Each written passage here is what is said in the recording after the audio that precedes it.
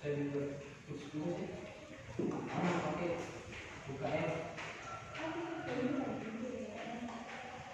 saya dulu.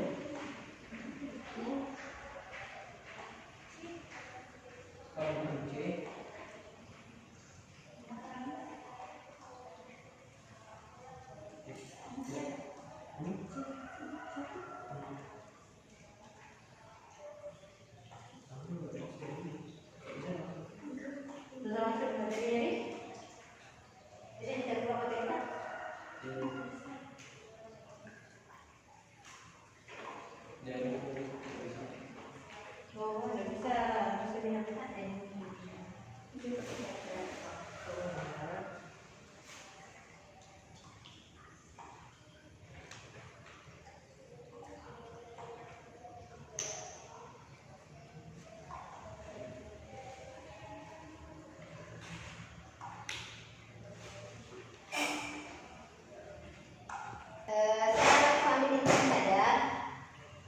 Tadi kita sudah terhenti di aturan perkalian.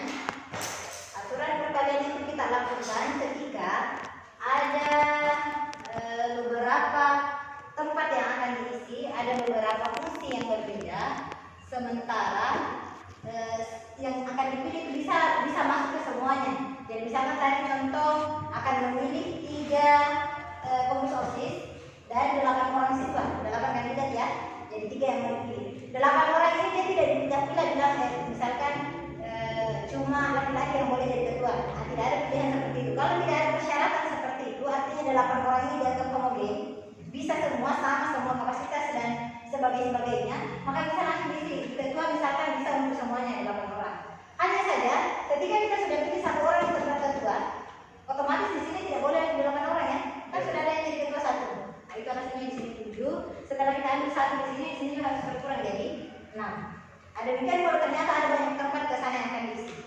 Misalkan ada sampai 4, berarti tempat-tempat ya, sisa 5 kali 5. Jadi ketika ini kita hitung 8 kali 6 itu hasilnya. Jadi ini nggak salah hitungnya itu. Udah kayaknya ini 336. Nah itu aturan perkalian. Kita masuk aturan penjumlahan. Aturan penjumlahan ini kalau di contoh yang ada di soalnya kan di materi kalian, itu tentang seseorang yang ingin bepergian, tapi dia punya 3 jenis kendaraan yang bisa digunakan. Ada sepeda, ada sepeda motor, ada mobil. Kemudian sepedanya tadi ada 2 pilihan, ada 2 sepeda yang bisa digunakan. Sepeda yang berbeda. Sepeda motornya juga ada 3 jenis, misal ada Honda, ini ada Yamaha dan sebagainya. Ada 3, mobilnya juga ada 3.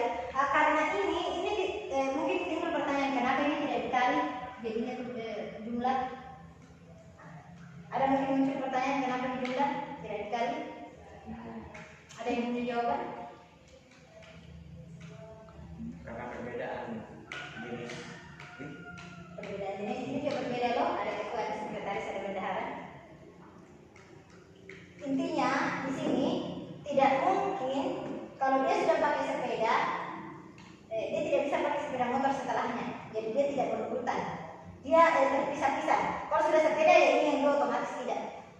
Begitu. Sementara di atas kalau sudah ada ketua kita tidak berhenti sampai ketua, tetap harus memilih sekretaris, harus memilih bendahara. Nah itu alasannya. Kalau kita sudah pilih sepeda ya oke sepeda saja yang dia pakai. Tidak mungkin dia sepeda setengah jalan balik lagi ambil motor, setengah jalan balik lagi ambil mobil kan tidak begitu ya. Jadi intinya kalau dia sudah pakai sepeda, maka sepeda motor dan mobil diabaikan. Demikian yang lain.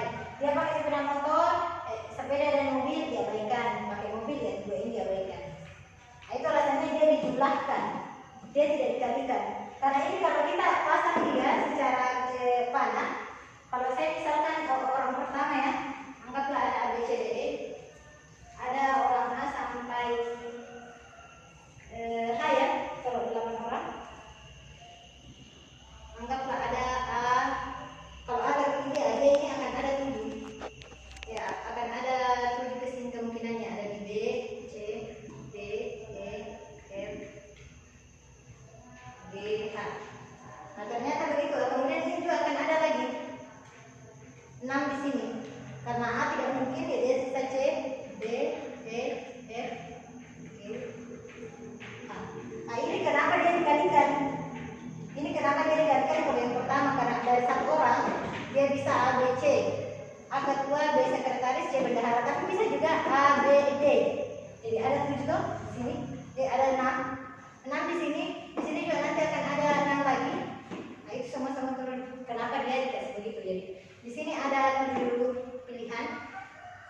sini ada 6 pilihan masing-masing. Nah, di sini kan ada 8 karena masih akan ada B, C, D, E ke bawah toh. Nah, itu alasannya kenapa ini dikalikan. Sementara kalau sepeda, ya itu cuma ada pilihannya. Misalkan sepeda, saya pakai simbol 1, 2. Nah, dia tidak mungkin pakai sepeda motor di sini, dia tidak dikalikan. Itu alasannya dia tidak dikalikan. Karena kalau sepeda motor nggak bisa lagi kasih begini. Misalkan sepeda motornya saya kasih A, B, C, nggak mungkin dia bilang 1A, kemudian di sini mobil, saya pakai apa lagi simbol yang belum? Saya pakai simbol alif bata, misalkan. Kan tidak mungkin dibilang 1A, kemudian ini kasih lagi alif, ba, tidak bisa ya, karena dia bukan sesuatu yang harus berpasangan. Dia hanya memilih salah satu. Nah, itu alasannya di sini 2 ditambah 3 ditambah 3, jadinya 8. Nah, itu bedanya antara aturan perkalian dan aturan penjumlahan. Kemudian poin penting lainnya, ada yang disebut dengan notasi faktorial. Pernah dengar sebelumnya notasi faktorial? Pernah? Notasi faktorial itu lambangnya adalah tanda seru. Jadi kalau di bahasa Indonesia tanda seru itu menyatakan perintah, kalau di matematika lain namanya faktorial. Nah, itu bedanya. Ada catatannya di sini 0 faktorial itu disamakan dengan 1 karena itu definisi. Jangan kita bertanya kenapa begitu, itu definisi. Ada di matematika yang disebut dengan teorema, ada pokoknya ada aturan dasar yang tidak boleh dipertanyakan. Intinya seperti itu. Kalau salah terima. Nah, sekarang kita lihat untuk n faktorial, jadi dibaca n faktorial itu rumusannya seperti ini untuk cari jawabannya. Mulai dari angka n kurang 1, n kurang 2, n kurang 3 sampai kita dapat 1. Nanti kita berhenti pas kita dapat 1. Jadi contoh kalau 3 faktorial berarti 3 kali 2 kali 1. Pokoknya berurutan sampai dapat 1. Mundur sampai dapat 1. Nah, ini 5 faktorial berarti 5, 4, 3, 2, 1. Dikalikan ya, dikali semua sehingga dapat. Ini untuk memudahkan kita nanti pada saat kita masuk di permutasi, karena kita sudah pakai faktorial di permutasi. Sampai sini modul ada dulu yang mau ditanya ini. Masih dasar sebelum masuk di aturan permutasi, nanti kombinasi berikutnya keluar. Itu dulu yang 3 di sana. Ada yang mau ditanya dulu? 5 kali 4, 20. Nah, silakan ditanya. 20 kali 60. Oh iya, cecek mungkin. Yang ini berarti kan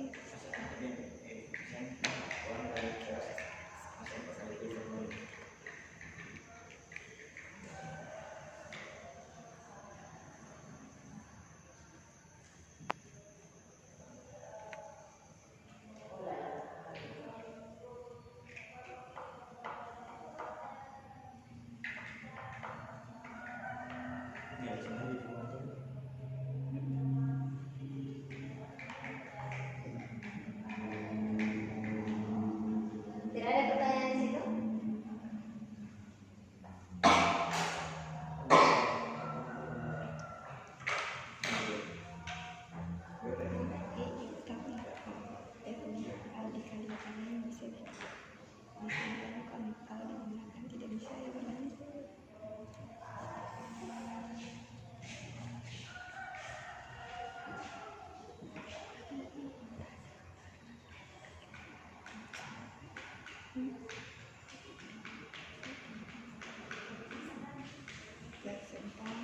kalau 3 faktorial ya itu 3 sampai 5 ini.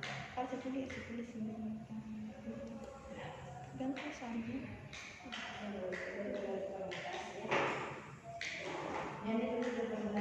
Permutasi ini kata kuncinya dia memperhatikan urutan. Apa yang dimaksud dengan memperhatikan urutan? Saya kembalikan lagi contoh yang di sana tadi, ketua sekretaris bendahara. Kalau misalkan kita terpilih ketua A, sekretaris B, bendahara C, urutannya kan begini: A, B, C. Ini tidak sama dengan ketika yang ketua itu B, yang sekretaris itu A, bendahara C. Tidak sama ya? Karena dia masing-masing punya fungsi yang berbeda. Ada yang ketua, sekretaris, bendahara. Nah, itu yang disebut dengan permutasi. Tapi kalau misalkan soalnya cuma bilang dari 8 orang dipilih 3 orang untuk menjadi tim lomba, misalkan lomba apa? Maka yang dipakai bukan permutasi, ada nanti istilahnya kombinasi. Nah, untuk sekarang kita bahas permutasi dulu. Karena dia memperhatikan urutan, maka yang A, B, C dengan BAC itu tidak sama. Itu inti dari permutasi. Ada rumus umumnya itu seperti ini. Rumus umumnya seperti ini. Ini rumus umumnya. Nah, itu dibaca permutasi R objek dari N objek. Permutasi R objek dari N objek. Jadi N ini secara keseluruhan. Keseluruhan pilihan yang ada. Sementara R itu banyaknya yang mau dipilih. Nah, itu sederhananya pembahasannya. Jadi N itu semua kemungkinan yang bisa dipilih. Sementara R itu yang akan dipilih. Misalkan kayak tadi ada 8 kandidat, ada 8-nya itu jadi N. R-nya itu yang 3 orang. Kan 3 orang yang mau dipilih toh? Ketua, sekretaris, bendahara. Sekiranya cuma ketua dengan sekretaris berarti 2 itu R-nya. Nah itu. Untuk jenis-jenis permutasi ada beberapa seperti ini. Ada 4 nanti. Masih ada 2, saya baru tuliskan 2. Permutasi yang pertama, N elemen. Dia dilambangkan seperti ini. Dia rumusnya langsung N faktorial. Misalkan cara menyusun 5 bendera secara horizontal.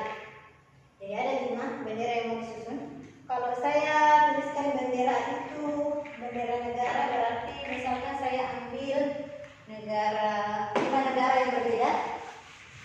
Saya ambil 5 negara berbeda ya, misalkan Indonesia, Malaysia, lagi dekat-dekat saja, Brunei, apa lagi? Usulan satu. Oke, misal itu benderanya. Ini mau disusun secara horizontal seperti ini, tegak lurus, secara garis lurus. Oke, ini pilihan pertama. Pilihan kedua, bisa dengan menukarkan ini.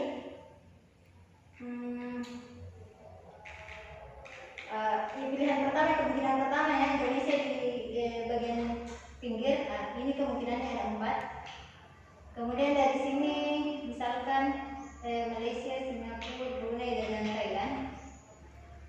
Masing-masing dia ini ada 4 lagi. Di sini boleh open 4 aja ya. Singapura, kemudian Thailand. Kemudian di sini juga ada 2 lagi.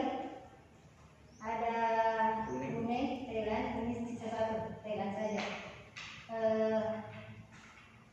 Kalau yang ini berarti dia Brunei ya, belum. Istilahnya seperti itu. Kemudian kalau ini B, dia bisa dapat 2 S dengan T. Nah ini otomatis dapatnya T, ini otomatis dapatnya S. Jadi dia seperti itu urutannya. Ini baru Indonesia saja. Baru Indonesia saja, di bawahnya masih ada Malaysia, Singapura, Brunei, Thailand. Nah inilah yang kemudian yang disederhanakan ke dalam bentuk ini, N faktorial. Karena kalau kita tuliskan semua ini baru 5 saja ya. Coba bayangkan kalau sampai 10 mau kita tulis semua. Nah, jadi matematika itu memudahkan saja, menyederhanakan penulisan.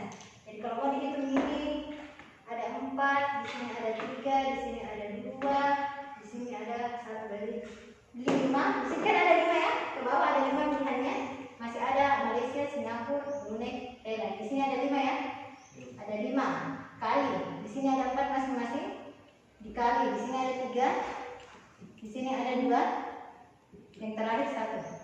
Nah ini kalau disederhanakan itulah yang jadi 5 faktorial. Nah begitu kenapa dia katakan 5 faktorial. Karena dia mau diambil semua istilahnya ya, ada 5 objek, mau diambil semua 5-5-nya. Tidak ada yang ditinggalkan. Kalau yang ini tadi di atas ada yang ditinggalkan. Ini contohnya ada yang ditinggalkan 8 orang tapi yang ini cuma 3. Kalau yang di atas ini diambil semua, cuma posisinya saja yang berubah-ubah. Nah itu bedanya.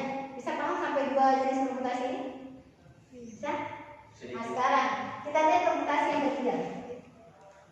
Permutasi ketika sedikit berbeda, dia dinamakan permutasi, anggaplah tulisannya bagus ya, dengan R objek yang sama.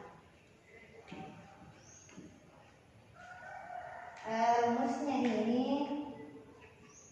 anggaplah di sini ada RST, maka dia rumusnya N faktorial per R faktorial S faktorial T faktorial. Kita lihat kemarin Kalau dia saja rumusnya pasti membingungkan. Kita lihat contohnya misalkan kata apa ini? Basa-basi. Misalkan ada kata basa-basi, mau dicari berapa kemungkinan susunan huruf yang mungkin dari kelompok-kelompok huruf itu. Yang pertama kita identifikasi ada berapa huruf yang sama. Yang pertama huruf B ya. Huruf B ada berapa? 2. Oke, kita tulis dulu. Tapi saya tidak buka. Bisa sebenarnya, cuma butuh waktu lama lagi. E ada berapa? A ada berapa? 3. 3. Oke, S Ada 2. ada 2.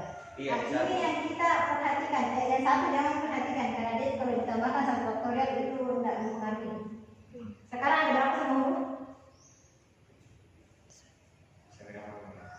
Ada berapa? Oke, ini yang jadi 8. Itu keseluruhan ya. Nah, ini nih yang dari ST yang jadi permutasinya nanti ini di sini itu sama dengan 8 faktorial per. Ambil ini. Cara menyelesaikannya silakan dihitung. Karena ada 3 faktorial yang paling besar, saya jabarkannya sampai 3. Nah, itu caranya karena ada 3 faktorial yang paling besar, kita jabarkannya sampai 3. Jadi ini sampai saling habis. Kemudian 2 faktorial itu 2 kali 1 ya. 2 faktorial juga 2 kali 1. Nah, ini saling habis. Kan 2 kali 2 4. Ya. Nah, sisanya kita hitung. 8 kali 7 kali 6 kali 5. Kurang lebih Berapa itu? 7 kali 7. 24.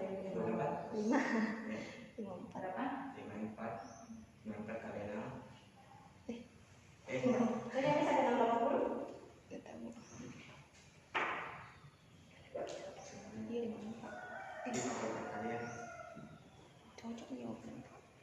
Hai, harus cepat ini hitungnya. Cocok nih? 1680 kemungkinannya. Susunan huruf-huruf yang bisa dihitung. 1680. Cocok kan? Oke. Sampai sini ada yang mau ditanya dulu? Kalau ada yang mau ditanya, tanyakan. Untuk tugas nanti ditunggu saja di kelas ini. Saya mau buat tugas yang sedikit unik. Jadi itu dipikirkan supaya ada sensasi lain-lainnya. Jadi harus unik. Tuh.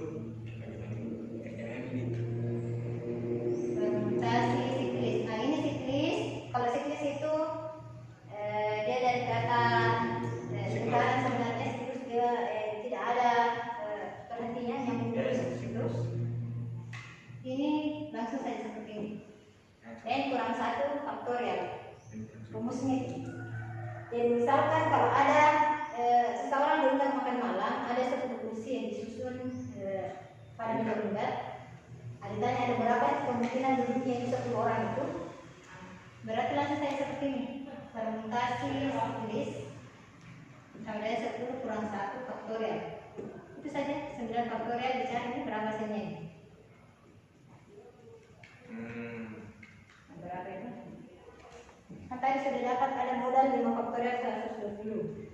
Berarti saya 22 kali 7.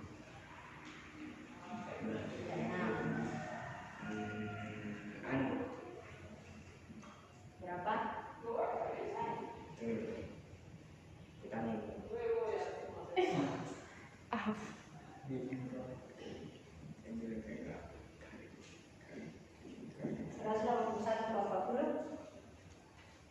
Oke.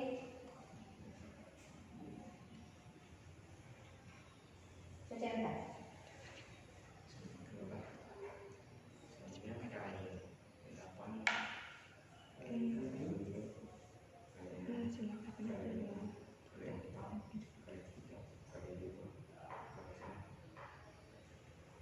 Ya wes nanti ini sih.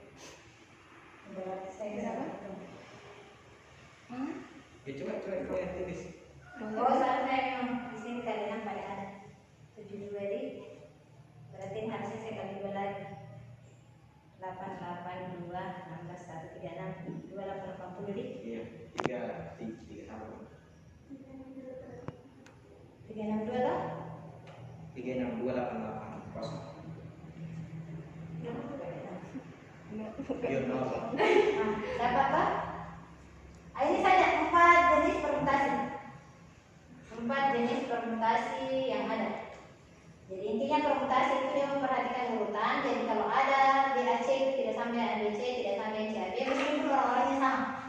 tapi mereka punya fungsi yang berbeda. Contoh konkretnya tadi itu ketua, sekretaris, bendahara, gampang untuk dipahami. Ataukah misalkan akan dipilih 3 orang dalam tim, satunya bertindak sebagai juru bicara, satunya bertindak sebagai juru mencatat, yang satu sebagai tukang tekan bel misalkan. Nah, dipisah-pisah itu, maka itu harus dipakai permutasi, tidak boleh langsung kombinasi. Karena itu tadi kalau si A sudah terpilih jadi juru bicara, itu akan beda ketika misalkan A juru bicara, B tukang mencatatnya, C-nya itu tukang pencet belnya, itu akan berubah ketika ternyata C-nya berubah menjadi juru bicara, meskipun sama-sama B, C yang terpilih itu. Nah, itu intinya, pokoknya meskipun sama orangnya, tapi ternyata posisinya berbeda, nah, itu pakai permutasi. Tapi kalau posisinya sama, jadi pokoknya sama di antara 3 orang itu tidak ada perbedaannya di antara 3 orang ini sama di fungsi kapasitasnya dan sebagainya, itu yang pakai kombinasi. Kita lihat nanti di kombinasi bagaimana dia. Intinya permutasi seperti ini. Kalau kombinasi sedikit saja tadi ada tambahan di sini R faktorial itu saja. Kombinasi dia tidak banyak, satu jenis saja, tidak seperti permutasi yang banyak. Kalau kombinasi satu jenis saja. Saya langsung tulis kombinasi di sini ya, supaya selesai untuk hari ini. Sebenarnya sebentar sekali kalau saya membahas, hanya saja silakan bertanya ya, dan saya coba terus menjelaskan. Kombinasi, nah, lambang kombinasi itu sesuai dengan namanya dipakai C. Biasa ditulis NR di sini. Boleh juga ditulis CNR seperti ini. Boleh juga ditulis NCR, tergantung. Nah, ini sama dengan N faktorial per N kurang R faktorial R faktorial. Nah, di sini ada tambahan R faktorial. Kenapa? Karena itu tadi, kalau sudah terpilih ABC sama mengikut mau orang ABC, ABC, CAB, CBA sama semua dia. Kalau kombinasi. Nah, ini. Untuk kombinasi misalkan contohnya dari 8, dari 9 siswa dengan nilai tertinggi, akan pilih 2 orang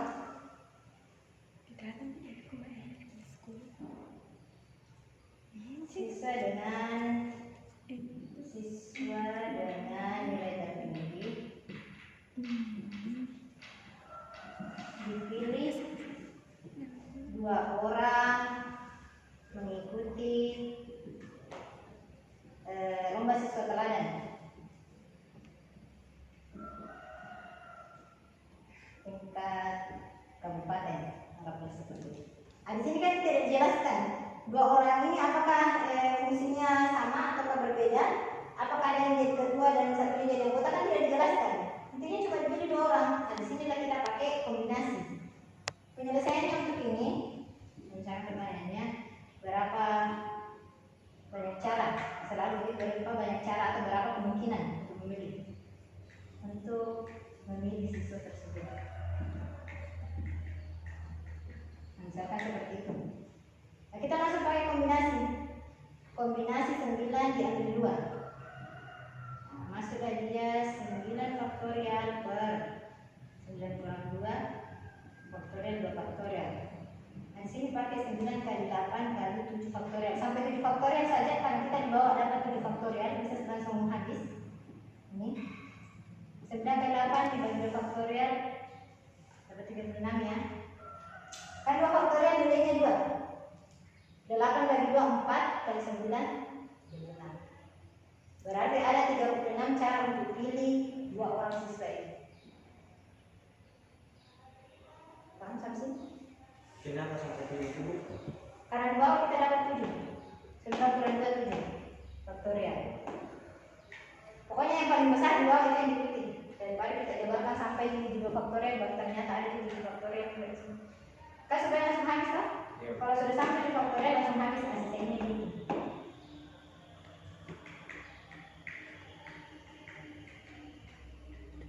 Selesai bahasannya. 2 faktorial sama dengan 2 kali 1 2 toh? Nah, karena dia 2, 8 bagi 2, 4 kali sebulan. Jadi yang di sini Bu, yang permutasi dengan objek yang sama itu semua objek yang sama tidak ditaruh di bawah, dibagi di atas. Yang di atas itu keseluruhan, yang di bawah itu objek yang sama. Jadi tergantung ada berapa objek yang sama. Kalau ternyata masih ada lagi satu objek, misalkan ini itu ternyata ada 2, pasang lagi di sini 2. Pokoknya sebanyak objek yang sama. Jadi yang banyak di bawah, yang sampai di atas dia ini kayak gitu sampai tujuh gitu. Ya, pokoknya yang di bawah makanya ya, yang di bawah. Cari apa yang paling besar di bawah untuk menghentikan kita menjabarkan. Nah, kayak ini kan ini yang paling besar 3 toh. Berarti kita berhenti di 3.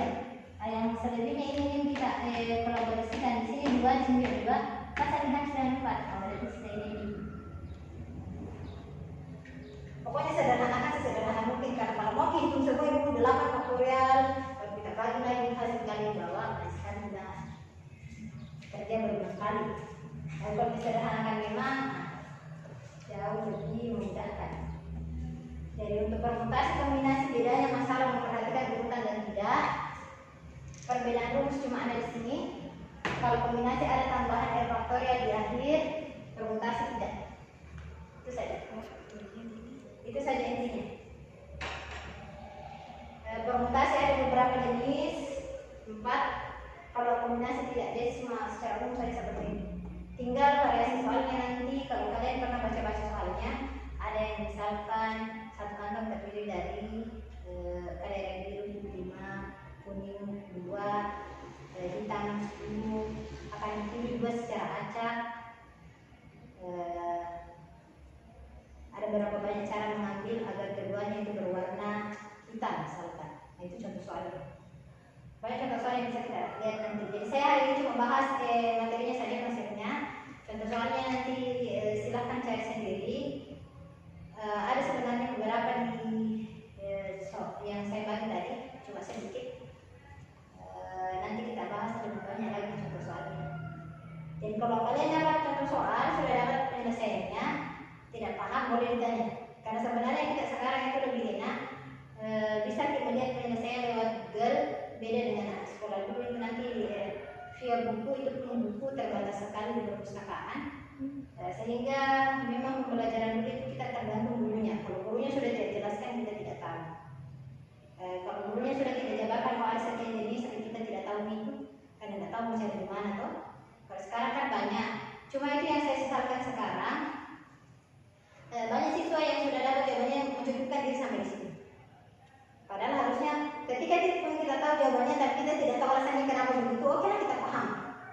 Tapi giliran ditanya kenapa dia pilih ini, bukan yang lain. Nah, itu yang harus kita apa alasannya dia bilang itu pertama, karena kalau sudah ditetapkan pilihan, jalan berikutnya kan sudah ada aturannya. Tapi yang jadi masalah apa yang kenapa kita pilih itu, sementara ada pilihan lain. Jadi apa alasannya memilih itu dulu. Kalau banyak seperti itu saya dapat di kelas 10 kemarin, karena saya kan baru ngajar di kelas kalian. Kalau kelas 10 itu dia tahuin, tapi giliran saya kasih contoh soal yang sedikit mirip, bingung mulai dari mana. Nah, itu artinya tidak paham kenapa ya begitu. Tapi kalau sudah dikasih bilang ini pertama barisnya, nah, bisa nanti jalan. Nah, justru itu yang harus kita hindari, adanya jangan jadi peniru, tapi jadi orang yang pemikir. Kenapa itu yang dipilih? Kan kalau sekedar ikuti saja gayanya orang, gampang gitu. Jadi pengikutnya kan jadi trendsetter kan susah. Itu yang kurang kita. Sampai sini saya kira cukup ya. Ada pertanyaan boleh tanya nanti di WA atau di kelas boleh. Saya pantau di kelas lainnya. Kalau ada yang bertanya pribadi Japri, tapi saya jawabnya dulu. Dimaklumi saja karena saya tidak ingin ada pertanyaan yang sama yang muncul. Jadi kalau saya tidak jawab langsung Japrinya, cari di grup kelas. Karena saya begitu. Saya jawab di grup kelas supaya yang lain tidak bertanya hal yang sama lagi. Kalau suka di grup kelas ada supaya yang lain. Boleh juga di grup kelas. Cuma kalau ada rasa malu-malu karena kadang-kadang bilang ini nanti ada teman-teman masa saya tanyanya itu, bolehlah Japri tapi jawabannya cari di grup kelas. Kan biasa ada yang malu bertanya itu, tapi sebenarnya mau bertanya. Ya. Sampai sini paham? Kalau tidak paham nanti tanya kalau ada muncul ternyata pertanyaan lainnya. Saya kira cukup untuk hari ini. Saya tidak ambil waktu banyak karena ada buku juga rekamannya yang dibuka temannya. Ya, kasihan kalau terlalu banyak yang mau di-download. Ya. Saya kira sudah cukup hari ini. Silakan beristirahat. Ngomong-ngomong, kenapa berangkat ini ke sekolah? Saya ini tawarin ke sekolah terus juga. Iya. Sudah sejak hari di sini. Iya Bu. Kita rumahnya dari sini.